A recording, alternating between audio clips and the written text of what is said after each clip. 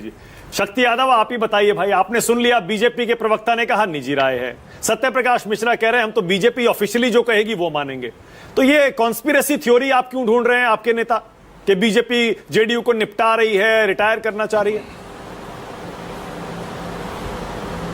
नहीं, हम क्यों ढूंढेंगे मानव जी? जो चीजें पीपुल डोमेन में भारतीय जनता पार्टी के लीडरान के मुख से आता है, एक निजी चैनल में जब कहते हैं अमित शाह जी की संसदीय दल फैसला करेगा, तब सवाल खड़ा होता है।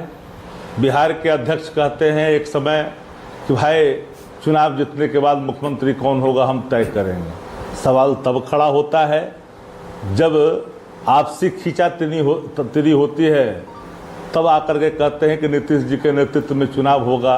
तब ये सवाल इन्हीं के होते हैं, वो सवाल हमारे नहीं होते हैं, और उन्हीं सवालों पर डिबेट होता है। नीतीश जी अचेत हैं कि माइंडलेस गवर्नमेंट चल रही है, हम बताएं ये अच्छी बात नहीं है।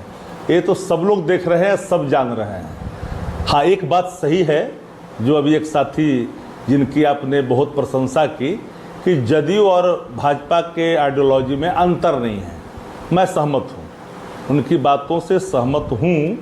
और दूसरी बात कि जदयू ने 5 सुझाव दिए, उसको माना गया, वो पत्र अभी तक जारी नहीं हुआ कि वो सुझाव कौन थे। क्या गैर मुस्लिम सदस्यों की नियुक्ति जदयू के संशोधन में दिए गए पत्र के आलोक में था, ये अभी तक जारी नहीं हो पाया। हाँ, एक सवाल है सामने कि अगर अश्वनी चौबे ने अगर अपने पर्सनल कैपेसिटी में बयान दिया है या फिर एक टेस्टिंग है, तो ये बात तो पहले भी कही जा चुकी है कि नीतीश कुमार जी को एलिमिनेट की जा रही है पूरी पार्टी को। और ये बात इसलिए पुष्ट होता है कि कुछ किरदार जो जनता दल यू में हैं, वो किरदार भारतीय जनता पार्टी और की जो भाषा है उस भाषा से मेल जोल करके आगे चलते हैं, और दल के अंदर में दोषी फाड़ है, और उसमें कई ऐसे लोग हैं जो इन चीज़ों को मॉनिटरली वॉच भी कर रहे हैं। पर सवाल उठता है कि नीतीश कुमार, तो नीतीश कुमार जी की जो स्थिति है, परिस्थिति है, वो हम नहीं, हमसे ज़्यादा आपके जो वीडियो आते हैं, फुटेज आते हैं, उसकी अगर आप बहुत बारीकी से तलाश करेंगे तो भारतीय जनता पार्टी बड़ी ही चालाकी से प्रतिदिन 2-3 वीडियो पीपुल डोमेन में देती है। कभी हाथ पकड़ लेना, कभी थाली शक्ति यादव बहुत गंभीर आरोप लगा रहे हैं, पकड़ लेना, बहुत गंभीर आरोप शक्ति यादव लगा रहे हैं। जस्ट सेकंड, नीतीश कुमार के जो वीडियो आते हैं जिसमें कुछ अजीब हरकत करते हैं, वो बीजेपी जारी करवा रही है। नहीं, मैं नहीं, आप पूरी बात सुनी नहीं। हमने कहा कि मीडिया का अट्रैक्शन क्यों होता है? जब कोई डिप्टी सीएम पकड़ता है थाली, जब कोई हाथ पकड़ के बैठा देता है, हाथ उनके रोक दिए जाते हैं, तो ये चीजें प्रतिदिन मीडिया का अकारण वहां तक नहीं जाता है कैमरा। उसके पीछे कारण है कि आप एलिमिनेट करोगे तो तरीके से करोगे, तो वो चीज़ों को बड़ा ही स्लोली वो कर रहे हैं। फिर उनका गठबंधन का मामला है, उसमें मैं ताक झाक बहुत हद तक इसलिए नहीं करता कि जब खुद ही आग लगी हुई है उस बगिया में, तो हम उसमें क्यों जाएं और उसमें हवा देने के लिए, हवा देने वाले साथी खड़े। अब जरा रुकिए, अब मैं लगे तो आपकी भी तारीफ कर दूं। तुहिन सिन्हा की अलग कारणों से की थी, आपकी अलग कारणों से कर दूं। आप भी देखिए कैसे कैसे एंगल निकालते हैं स्टोरीज में, कहानियों में, और कैसे कैसे ट्विस्ट देते हैं डिबेट में, काबिल तारीफ है। लेकिन शक्ति यादव, सवाल भी सुनिए, और सवाल यह है अगर मान लीजिए नीतीश कुमार को डिप्टी पीएम बना दिया बीजेपी ने, प्रमोशन कर दिया, दिल्ली में भेज दिया, और बिहार में फिर भी बीजेपी का सीएम आ गया, तो आपके हाथ तो कुछ नहीं लगा ना। एनडीए भी रह गया, केंद्र सरकार भी रह गई, नीतीश का प्रमोशन भी हो गया, बीजेपी भी का सीएम भी बन गया, सब खुश एक्सेप्ट यू, आपको छोड़कर। मानक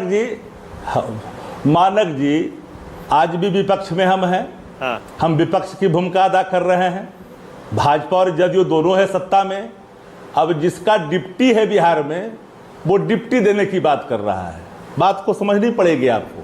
जिसका बिहार में डिप्टी है वो नीतीश कुमार जी को डिप्टी के पद पर भेजना चाहता है। केंद्र में डिप्टी, भाई डिप्टी प्राइम मिनिस्टर, देश का उप प्रधानमंत्री, वही बात, बहुत बड़ा पद होता है। वही बात तो, अरे भैया वही बात तो मैं कह रहा हूँ। डिप्टी का जो पोस्ट है आप भी समझते हैं, हम लोग भी समझते हैं, सब लोगों ने देखा है ना? ऐसा नहीं कि नहीं लोगों ने देखा है।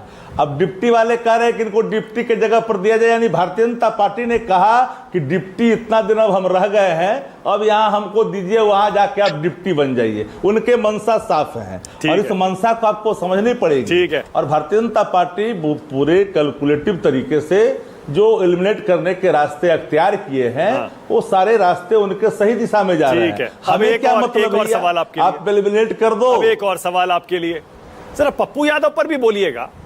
अब तक आपसे जब पप्पू यादव पर हम पूछते थे, आप कहते थे कौन इंडिपेंडेंट एमपी हैं, उनकी बात को गंभीरता से क्यों लेना। अब तो वो कांग्रेस के खेमे में है, कांग्रेस के अधिवेशन में शामिल थे, बोल रहे हैं कि आरजेडी कांग्रेस को अपमानित करती है। अब दीजिए जवाब। मैं देता हूं। निर्दल भाव का प्रकटीकरण पार्टी नेतृत्व के निर्णय का वक्तव्य के समान नहीं होता, उसको पुष्ट नहीं करता, नंबर एक। नंबर दो, अब वो व्यक्ति कभी राहुल गांधी जी की कुछ बात कर दे, कभी नीतीश कुमार जी की प्रशंसा कर दे, कभी अमित शाह जी की प्रशंसा कर दे, तो उन बातों को गंभीरता से कौन लेगा? ये बात तो स्पष्ट है ना। अब आप सेलेक्टिव हो गए, पार्टी के अगर सुविधाजनक हो गए, अब आप नहीं, मतलब अश्विनी चौबे कहें तो बीजेपी की मंशा सामने आ गई, पप्पू यादव कहें तो निजी राय है। अच्छा, पप्पू यादव कांग्रेस पार्टी के हैं क्या? वो तो क्या कर रहे थे बताइए, कांग्रेस के अधिवेशन में क्या कर रहे थे? नहीं, अरे आपको शायद पता नहीं है, जानकारी तो चलाया था डिबेट आपने। राहुल गांधी आए थे, सदाकत आश्रम बाहर खड़े रह गए थे, उसमें भी गए हुए थे, मालूम है कि नहीं मालूम है आपको? वहां भी फोटो जारी हुए थे, वो लगाया था पोस्टर और उनको एंट्री तक नहीं हुआ। सवाल वहां नहीं जाए, आधिकारिक तौर पर कांग्रेस पार्टी एक्सेप्ट करेगी कि ये कांग्रेस के हैं, तो मैं माकूल जवाब दूंगा, दो टूक जवाब दूंगा। ओके। और आपके चैनल स्क्रीन पर कहता हूं कि मैं दो टूक जवाब दूंगा। ठीक है, ओके, अभी लीजिए, अभी स्थिति स्पष्ट हो जाएगी, अभी लीजिए। ओके, प्रियंका गुप्ता।